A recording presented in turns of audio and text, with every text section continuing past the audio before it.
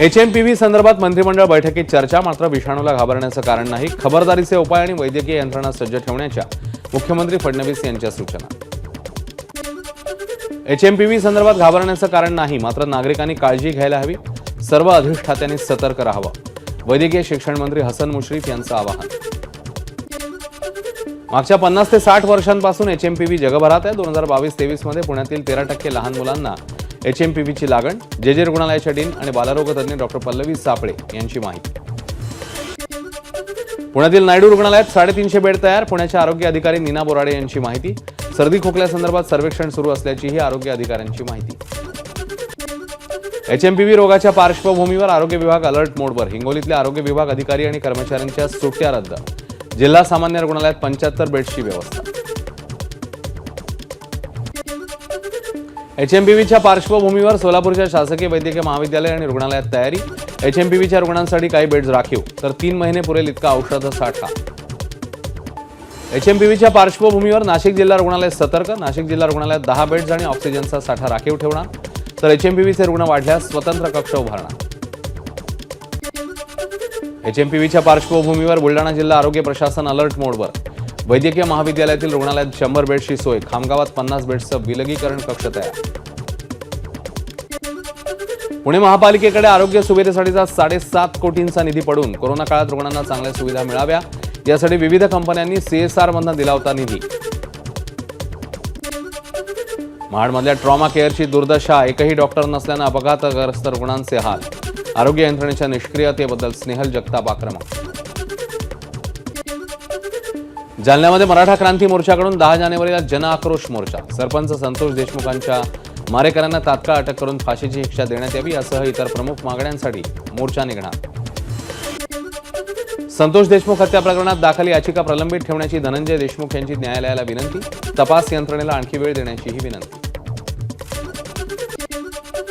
राजीनामा दिलेला नाही. राजीनाम्याच्या चर्चांवर मंत्री धनंजय मुंडेंचं स्पष्टीकरण. काल धनंजय मुंडेंनी घेतली होती अजित पवारांची भेट. नैतिकता म्हणून धनंजय मुंडेंनी राजीनामा द्यावा. खासदार सुप्रिया सुळेंची मागणी. सरपंच हत्या प्रकरणी सर्वपक्षीय बैठक बोलावण्याचीही केली मागणी. धनंजय मुंडेंच्या विरोधात करुणा शर्माची हायकोर्टात धाव. धनंजय मुंडेंनी पहिल्या पत्नीच्या नावावरील मालमत्ता आणि कोर्टातील प्रलंबित प्रकरणांची माहिती लपवल्याचा आरोप. धनंजय मुंडेंच्या पालकमंत्रीपदाला बीड पाठोपाठ धाराशिवकरांचा विरोध. सकल मराठा समाजाकडनं मुख्यमंत्र्यांना निवेदन. बीडचा बिहार केला, आता धाराशिवचा बिहार नको. मराठा कार्यकर्त्यांची भूमिका.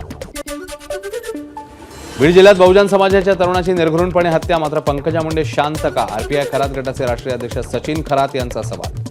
नैतिकता म्हणून धनंजय मुंडेंनी राजीनामा द्यावा. खरात यांची मागणी. मुख्यमंत्र्यांनी शब्द दिल्यानंतरही आम्ही प्रश्न उपस्थित करत असू तर ते त्यांच्यावर संशय घेण्यासारखं. बीड प्रकरणावर पंकजा मुंडेंची प्रतिक्रिया. तर जिल्ह्याचं वातावरण बिघडलंय. राजकीय पर्यावरण लवकरच बदलेल असा मला विश्वास. मुंडेंचं वक्तव्य. नांदेडच्या लोहा तालुक्यातल्या माळाकोळी पोलीस ठाण्यात मनोज जरांगेंविरोधात गुन्हा दाखल. परभणीतल्या मोर्चात धनंजय मुंडे आणि वंजारी समाजाबाबत जरांगेंनी आक्षेपार्ह वक्तव्य केल्याचा आरोप.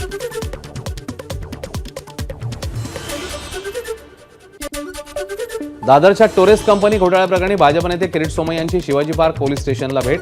या प्रकरणी आतापर्यंत 70 लोकांची तक्रार. कारवाई संदर्भात सोमय्या यांची अधिकाऱ्यांशी चर्चा.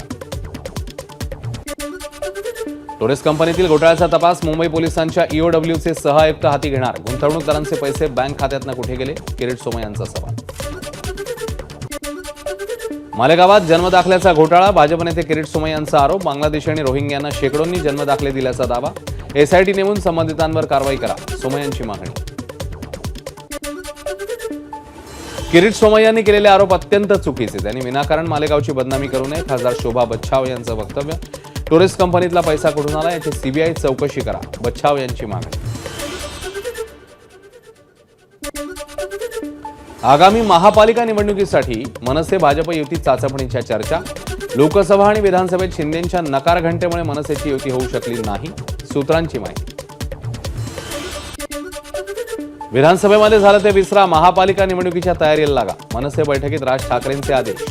राजकीय स्थितीचा आढावा घेण्यासाठी मनसे नेत्यांची टीम तयार होणार अशी ही माहिती.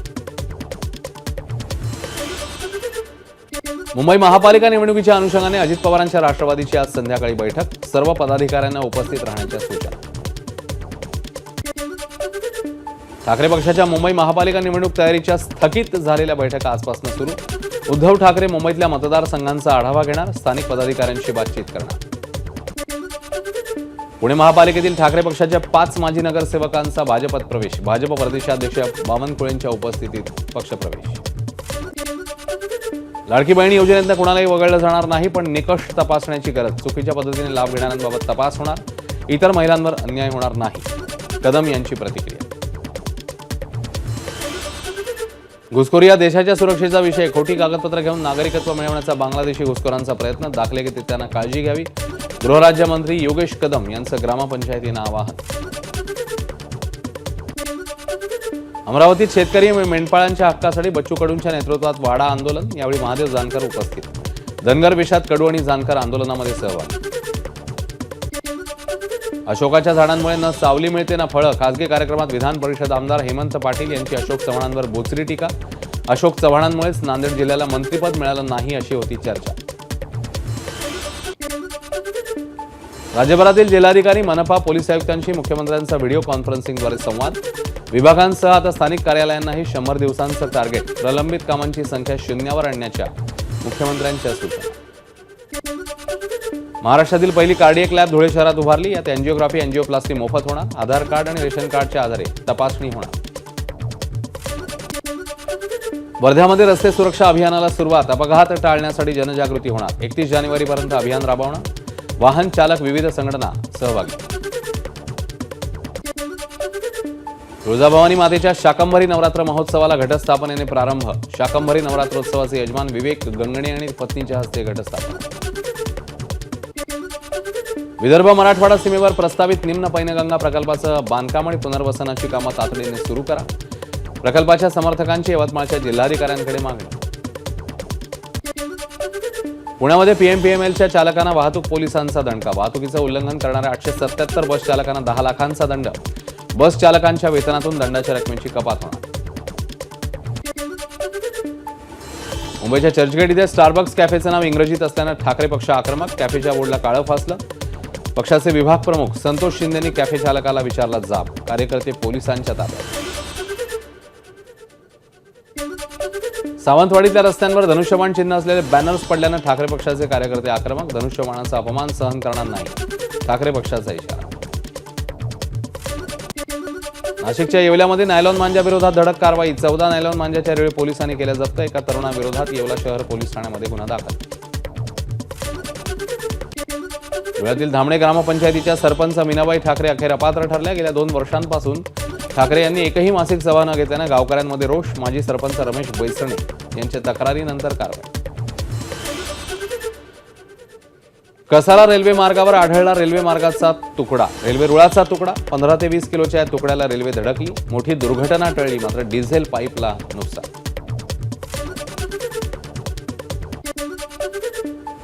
दिल्ली विधानसभा निवडणुका 5 फेब्रुवारीला, 8 फेब्रुवारीला निकाल, निवडणूक आयोगाने तारखा केल्या जाहीर.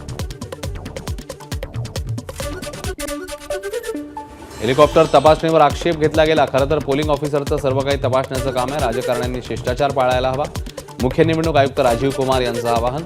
आयोगाकडून हेलिकॉप्टर तपासणी केल्यानंतर उद्धव ठाकरेंनी घेतला होता आक्षेप.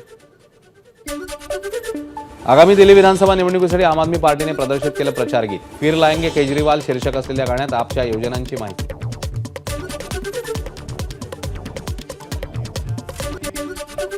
शेअर बाजारात रिकव्हरी, सेन्सेक्स निफ्टी तेजीसह बंद, 2 दिवसांच्या घसरणीनंतर सेन्सेक्स 234 अंकांनी वाढून 78,199 तर निफ्टी 91 अंकांनी वाढून 23,707 वर बंद. कन्झ्युमर ड्युरेबल, ऑइल आणि गॅसच्या शेअर्समध्ये वाढ. अदानी समूहाने थायलंडमधील इंडोरामा रिसोर्स सोबत केलेला संयुक्त उपक्रम करार, हे नवं युनिट रिफायनरी, पेट्रोकेमिकल आणि केमिकलचा व्यवसाय करणार. यासाठी महाराष्ट्रामध्ये 3.2 दशलक्ष टन क्षमतेचा ऍसिड प्लांट उभारणार, $3 अब्ज गुंतवणूक होणार. आसाराम बापूंना प्रकृतीच्या कारणास्तव सर्वोच्च न्यायालयाकडून जामीन मंजूर. एक महिला अनुयायावर बलात्कार केल्याप्रकरणी आसाराम बापूंना झाली आहे जन्मठेप, 31 मार्चपर्यंत अंतरिम जामीन मंजूर. एबीपी माझा, उघडा डोळे बघा नीट.